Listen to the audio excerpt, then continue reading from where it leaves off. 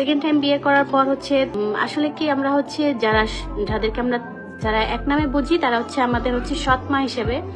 আসলে সৎ মা ওভাবে পরিপূর্ণ মা হতে পারে না, এটাই বাস্তব বা এরকমই হচ্ছে। আর খুব কমই আমরা দেখতেছি সৎ মা হচ্ছে নিজের আপন করে নেয়। অন্তরা আসলে আমার নিজের বোন নয়, ওর মা আমার সৎ মা। আমি অনেক চেষ্টা করেছি অন্তরাদের এবং আমার সৎ মায়ের সাথে মিলেমিশে থাকার, কিন্তু ওরা কখনোই আমাকে আপন করে নিতে পারেনি। হ্যাঁ ভিউয়ার্স, এবার অন্তরা এবং নিজের পরিবারকে নিয়ে মুখ খুলেছে সানজিদা স্নিগ্ধার মা কাজী সুমাইয়া, অর্থাৎ অন্তরার বড় বোন। চলুন ঘটনার বিস্তারিত জেনে আসি। আমরা বেশ কিছুদিন যাবৎ লক্ষ্য করছি অন্তরার সাথে অন্তরার বড় বোন সুমাইয়া অর্থাৎ সানজিদার মায়ের সম্পর্কটা খুব একটা ভালো না। এই তো কিছুদিন আগেই বাগবেন্ডার জেরে অন্তরা তার বড় বোনের মাথা ফাটিয়ে দিয়েছিল, আর সেই ঘটনার পরপরই মূলত এবার কাজী সুমাইয়া অন্তরাকে নিয়ে মুখ খুলেছে।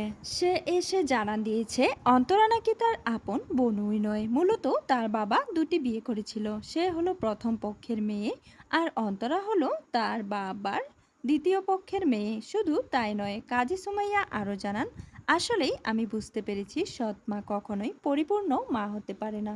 অবশ্য সুমাইয়া কিন্তু এমনি এমনি এই কথাগুলো বলছে না, তার সাথে তার পরিবার এমন সব আচরণ করেছে যা ভাষায় প্রকাশ করার মতো নয়। মূলত সুমাইয়ার স্বামীর আর্থিক অবস্থা খুব একটা ভালো না। তার স্বামী ছোটখাটো একটা চাকরি করে।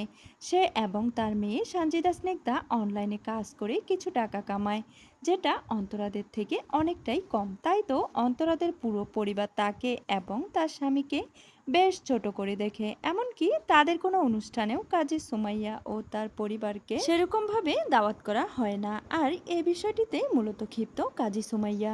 আপনারা খেয়াল করলে নিশ্চয়ই দেখবেন তাদের অনুষ্ঠানগুলোতে কিন্তু কাজী সুমাইয়া বেশিরভাগ সময় অনুপস্থিত থাকে।